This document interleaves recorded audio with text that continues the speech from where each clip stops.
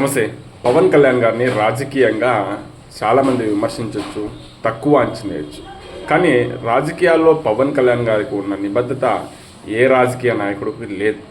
దానికి ఒక చిన్న ఉదాహరణ.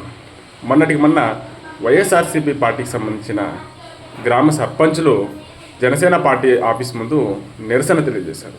గ్రామ సచివాలయంలో తమకు సౌకర్యాల గురించి నిరసన తెలియజేశారు. అయితే వారిని పవన్ కళ్యాణ్ గారు అక్కడ ఉన్న సిబ్బందికి ఆదేశించి వారికి ఎటువంటి ఇబ్బంది జరగకుండా వాళ్ళ సమస్యలు ఏంటో తెలుసుకునేలాగా ఒక కమిటీని నియమించి వాళ్ళకి అక్కడే జనసేన పార్టీ ఆఫీస్లో భోజనాలు కూడా ఏర్పాటు చేసి వాళ్ళని తృప్తిపరిచి వాళ్ళ సమస్యలపైన త్వరలో మాట్లాడతాననే ఒక హామీ పవన్ కళ్యాణ్ ద్వారా ఇచ్చి వాళ్ళని తిరిగి పంపించారు.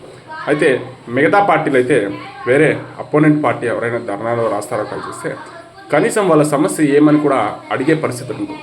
కానీ పవన్ కళ్యాణ్ గారు అసలు సమస్య ఏంటి, అది నిజమా కాదా, ఒకవేళ వాళ్ళు కావాలని చేస్తున్నారు ఆ దురుద్దేశంతో, లేదా నిజమా అనే ఒక స్పష్టంగా తెలుసుకోవాలని పవన్ కళ్యాణ్ గారు ఇలా చేసినట్టు తెలుస్తుంది.